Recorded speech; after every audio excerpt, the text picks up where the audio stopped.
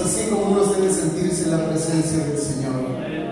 Un lugar seguro, un lugar en donde nosotros podemos confiar. Bien, hermanos. Por esta alabanza vamos a ir a la palabra del Señor. Hoy vamos a hablar sobre un tema quizás básico, pero muy importante. En reiteradas ocasiones nos sentimos con la autoridad de juzgar. Quizá porque tenemos unos puestos más altos, otros más bajos, y esto pasa en todo ámbito de la vida. Pasa en la iglesia, pasa en el trabajo y pasa en muchas partes, incluso en el hogar. Y creo que para los que a veces nos sentimos con un poco de autoridad, por ser dueños de casa o por distintas situaciones, por tener un mejor puesto en el trabajo, llegamos a juzgar a una persona o una situación.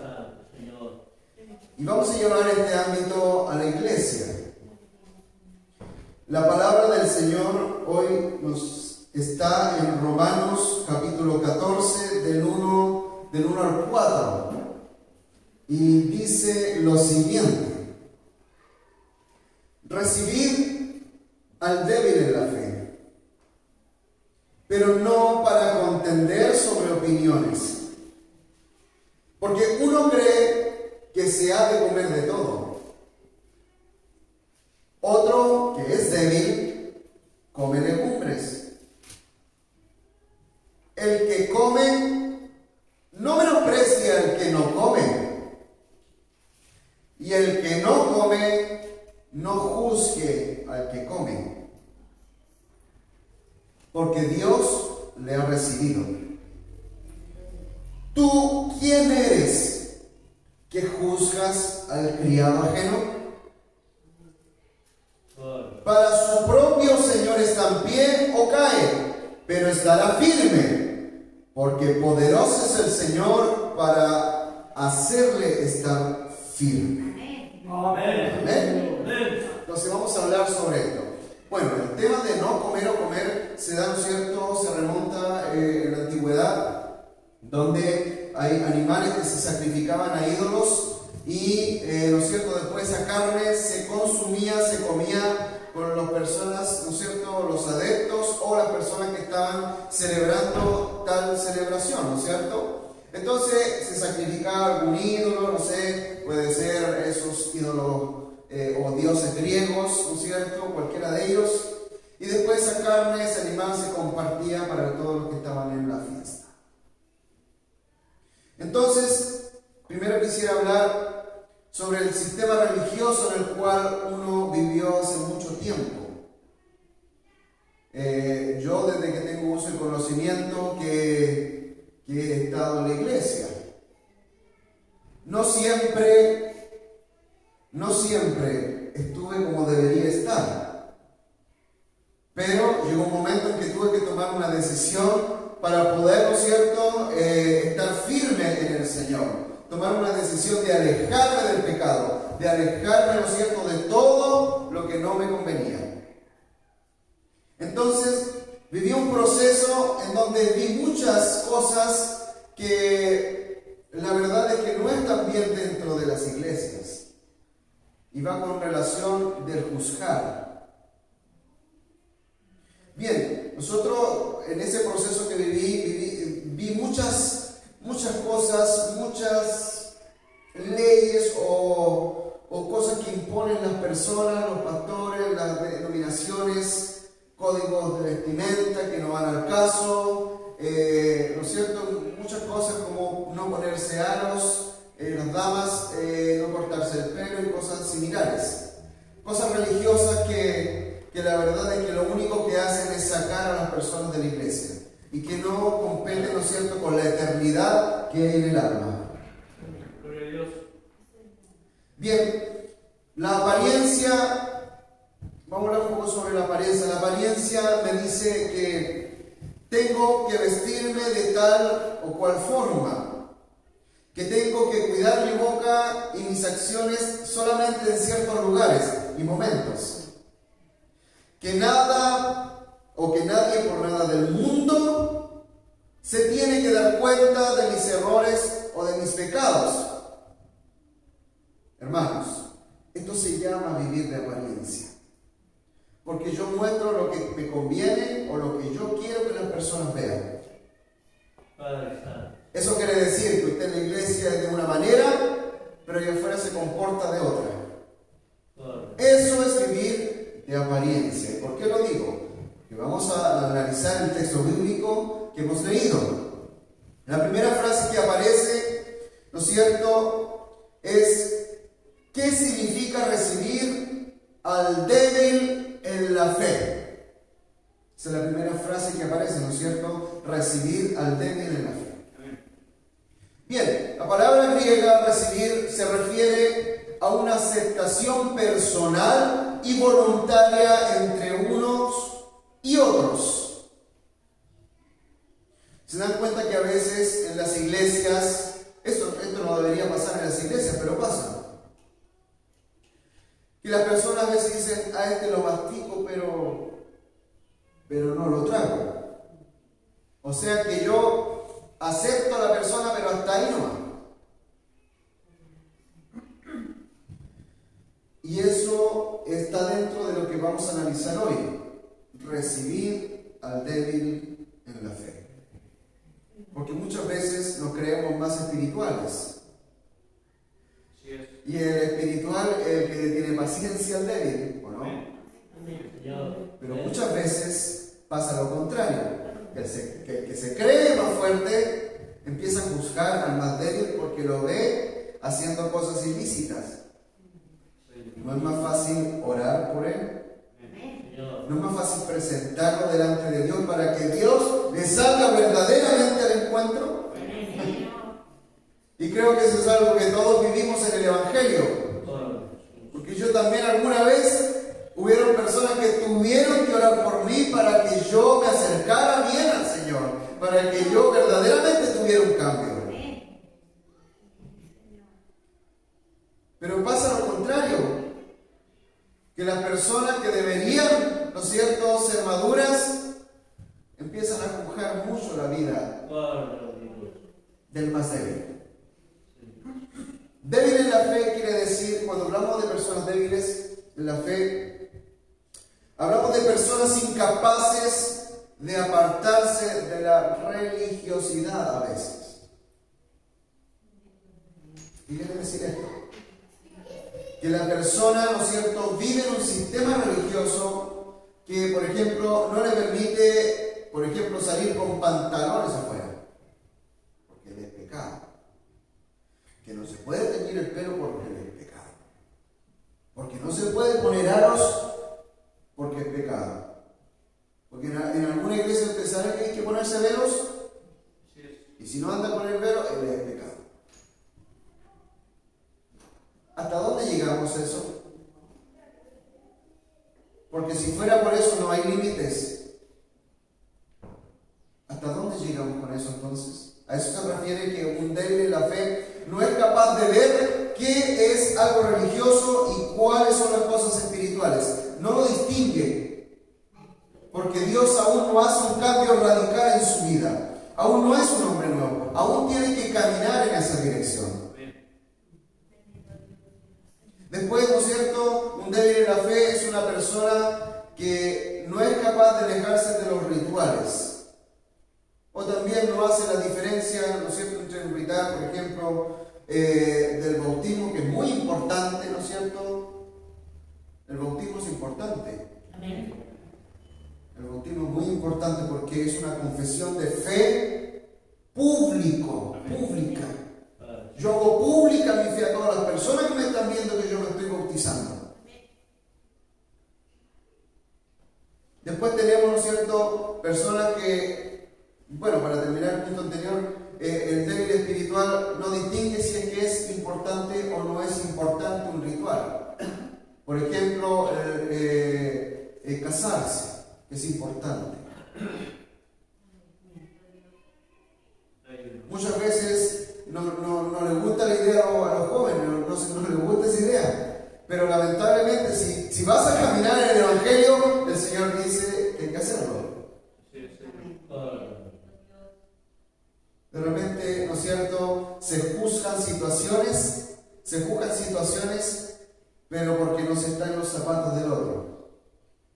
Entonces uno, en donde todos esos procesos, ya sea de bautismo, de casamiento, ¿no es cierto?, y de otros rituales que nosotros tenemos, la Santa Cena, ¿no es cierto?, todo eso, de repente los débiles en la fe no lo toman como importante, y es ahí en donde el fuerte en la fe o el que se cree más espiritual tiene que tenerle paciencia al más débil para que también ese débil llegue más adelante a tomar en cuenta las cosas importantes que el Señor nos ha dejado en su palabra, como lo es también, ¿no es cierto?, estos rituales que le menciono. Bien, después, el débil en la fe no dimensiona, ¿no es cierto?, el sacrificio del Señor. No lo dimensiona, no sabe cuán grande es el sacrificio que hizo el Señor en la cruz. No sabe porque aún es nuevo, aún es débil. Quizá no solamente nuevo, quizá hay personas que llevan años en el Evangelio y que todavía son débiles.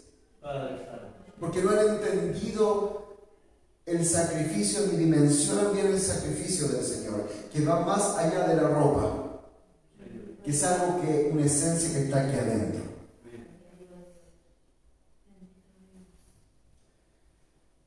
Bueno, en general, como ya lo hemos dado cuenta, el débil en la fe son personas inexpertas en el Evangelio, que aún caminan y deben caminar en el rudimento de la palabra del Señor, que son las cosas esenciales primero.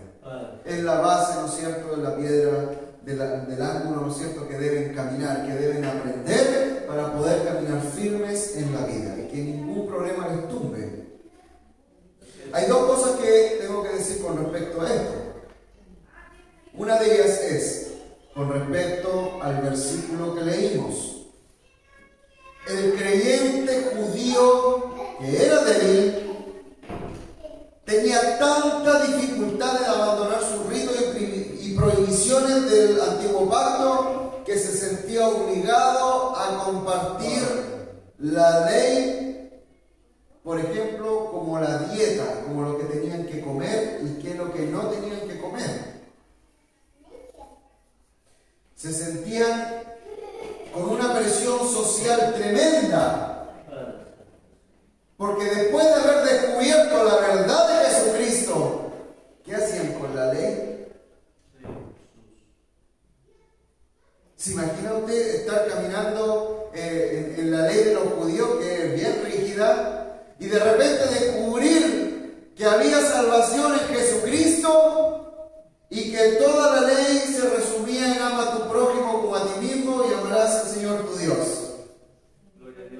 ¿Se imagina averiguar eso y creerlo? ¿Cómo se sentiría usted? ¿Dejaría toda la ley de lado para seguir a Jesucristo en el orden de amar a Dios y amar al prójimo? Estaba en una disyuntiva tremenda, porque había más judíos que lo estaban viendo. Entonces ellos tenían, por presiones y porque eran débiles, porque de eso estamos hablando, de los débiles.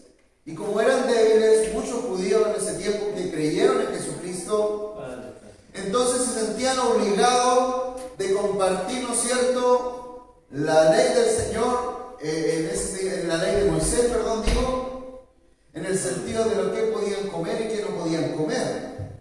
Observar con mucho rigor el día de reposo. No podían mover ni un dedo. Yo no digo que no hay que hacerlo. Sí, hay que hacerlo porque es un mandato. Pero con la rigurosidad de los judíos es distinto. Entonces, tenían que hacerlo porque se sentían presionados. Por ejemplo, hacer sacrificios en el templo, la circuncisión. Cosa que ellos, por creer en Jesucristo, ya no regía esa ley de Moisés, sino que ahora regía el nuevo pacto que hay con Jesucristo. Por otro Segundo punto, como decía, estaban los creyentes gentiles débiles. Los que habían creído en Jesucristo, algunos venían del linaje, ¿no es cierto?, de las 12 tribus, pero otros no eran de judíos, eran griegos en realidad, y una mezcolanza de personas que habían en ese entonces en esos países. Y que se sentían muy susceptibles porque habían abandonado su vida de pecado y sacrificios a los ídolos. Y pensaban que si probaban siquiera un poco de la carne sacrificada a los ídolos, iban a perder su salvación. Entonces tenemos dos situaciones que nos presenta la palabra del Señor.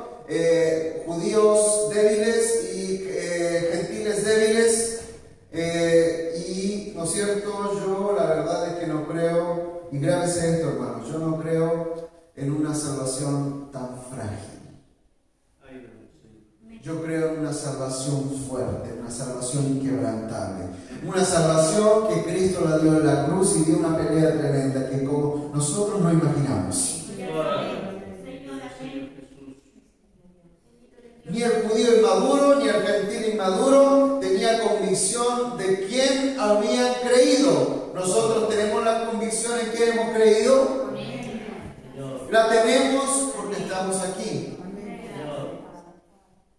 La tenemos porque si Dios así lo permite y si usted, ¿no es cierto?, no se aparta del Señor hasta, ¿no es cierto?, el Señor estará como lo prometió desde el vientre hasta las canas.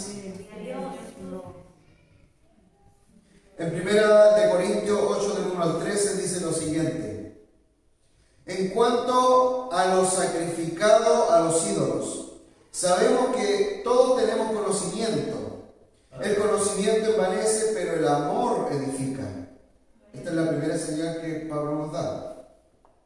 Y si alguno se imagina que sabe algo, aún no sabe nada como debe saberlo. Pero si alguno ama a Dios, es conocido por él.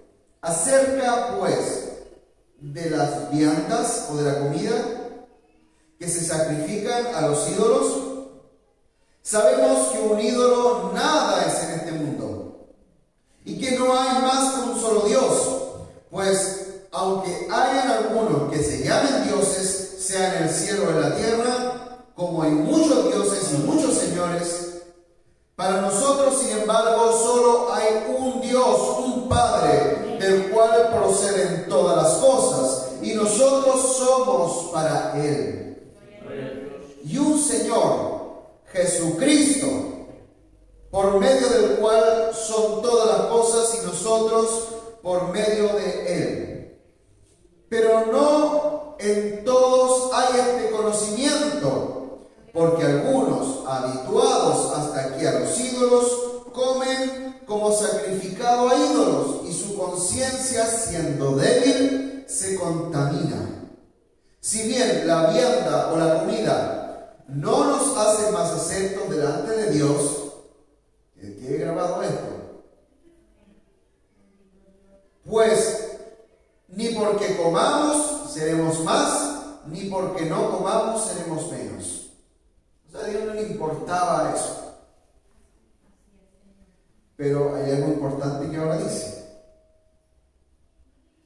Pero mirad, que esta libertad que el Señor nos dio cuando acabó con la ley de Moisés. Pero mirad que esta libertad no venga a ser tropezadero para los débiles. O sea, ustedes tienen libertad, pero ojo, no hagan caer a los débiles.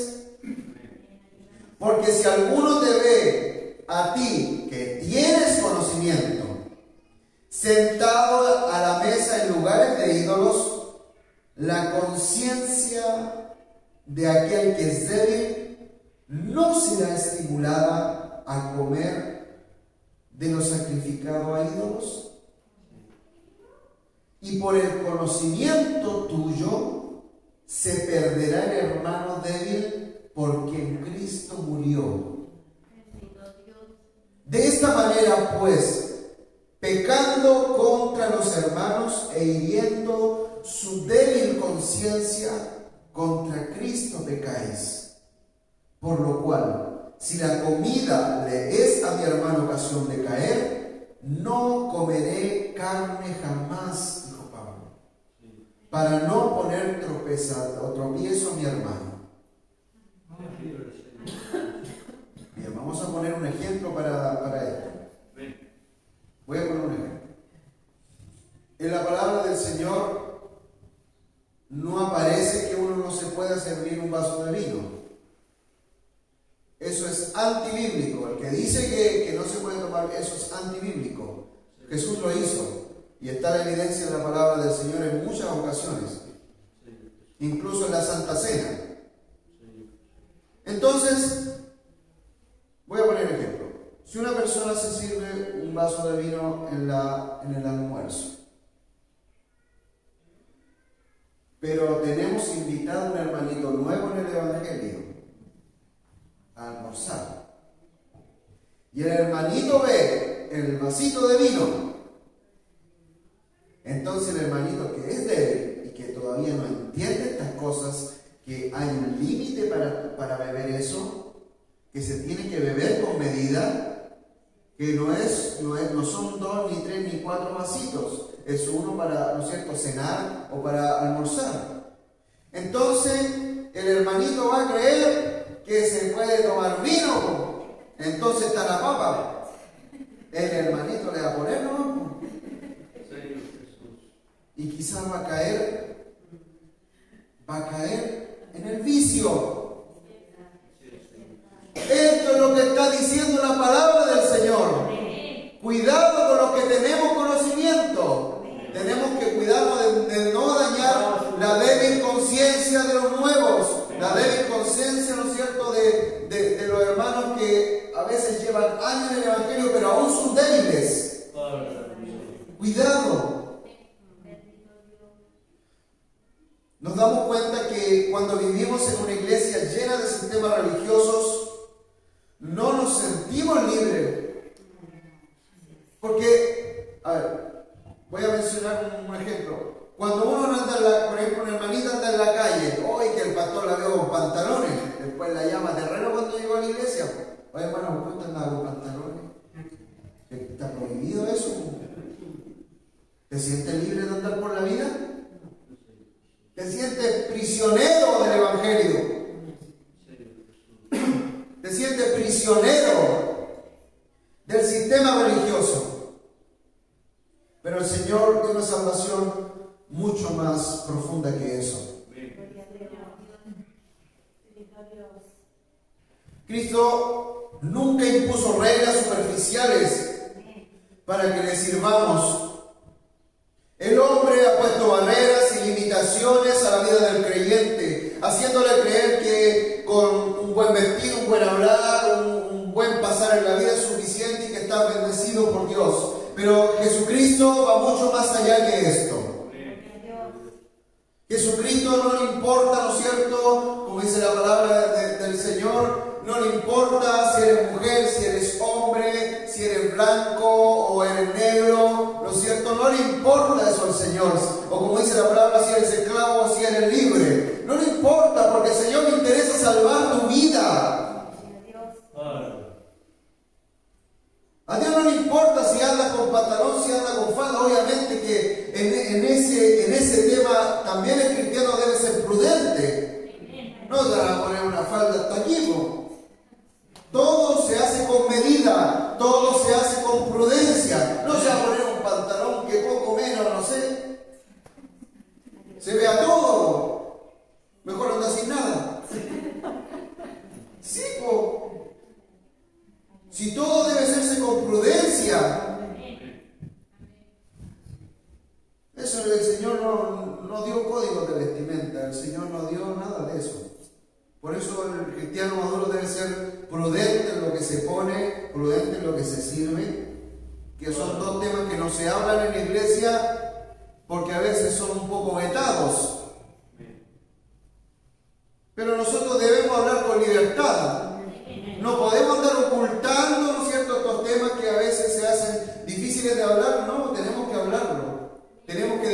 claro, por lo menos aquí en la iglesia, ¿no es cierto?, aquí en el Dios que adoramos, que todo se hace con prudencia y a conciencia.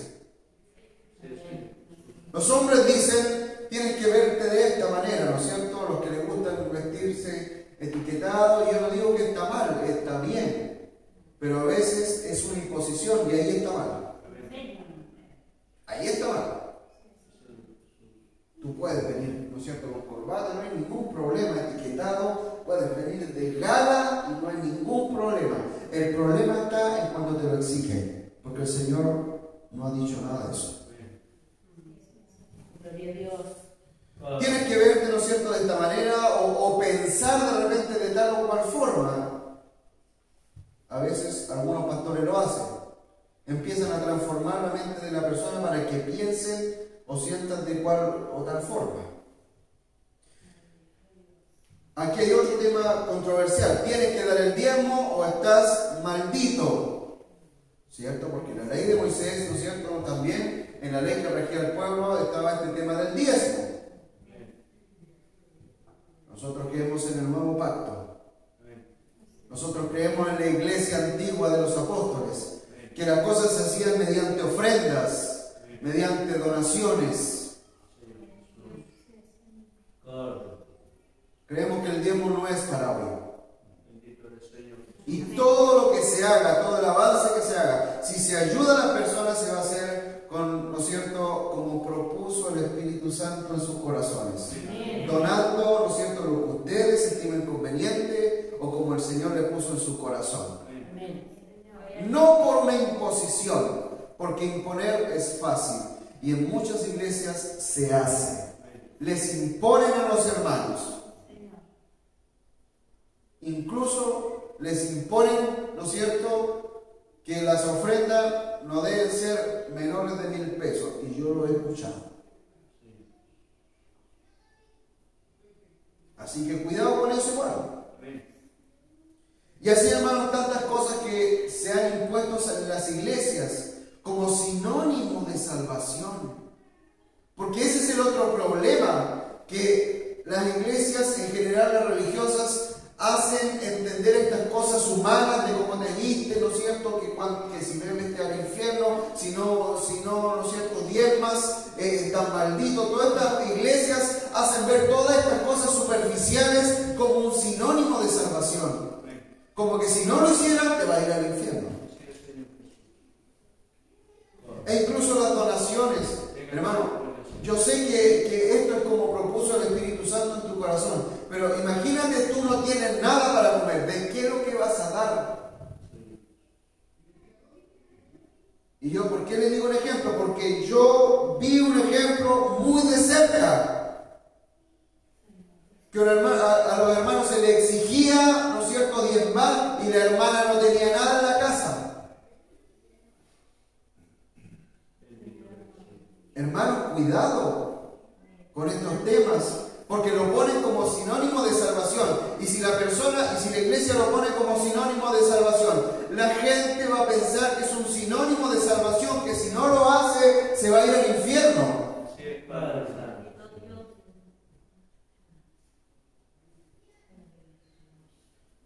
Algunos llegan a tanto, hermanos, las iglesias llegan a tanto, que las personas las ridiculizan, haciéndole o enseñándole cosas extrañas propuestas por el Espíritu Santo. Usted conoce a ese, no sé, ha visto algún video, ¿no es cierto?, del pastor bombero.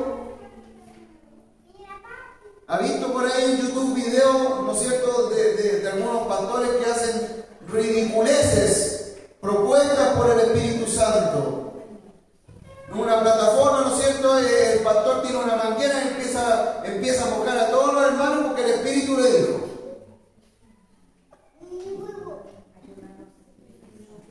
El pastor futbolista, el que anda con una pelota así y los hermanos vienen y le dan el pit y saltan lejos para allá. O el otro que anda con la chaqueta, el famoso ese que anda con la chaqueta, el ridículo ese que propuesto por el Espíritu Santo, que le hace con la chaqueta y los hermanos se desmayan.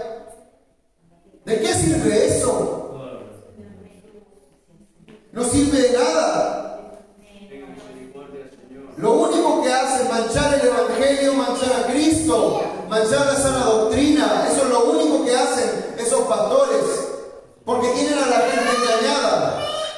Tienen a la gente tan engañada, hermanos, que, como les digo, le ponen como sinónimo de salvación hacer este tipo de ridiculeces. El diezmo, que le importa mucho a los pastores. El diezmo, que tiene que ser un sinónimo de salvación. Si no hay plata, no hay salvación, po.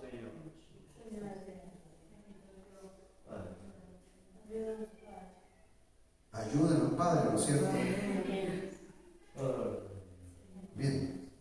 Perdón, hermano, me entra el espíritu Juan Bautista realmente, pero porque uno se molesta, porque hace cosas ridículas que manchan a Cristo. Yo odio eso. Cuando empiezan a manchar el nombre del Señor y el Evangelio. Siguiendo con el análisis del texto bíblico, dice: no contender sobre opiniones. Está hablando de los débiles, acuérdense, estamos hablando de los débiles.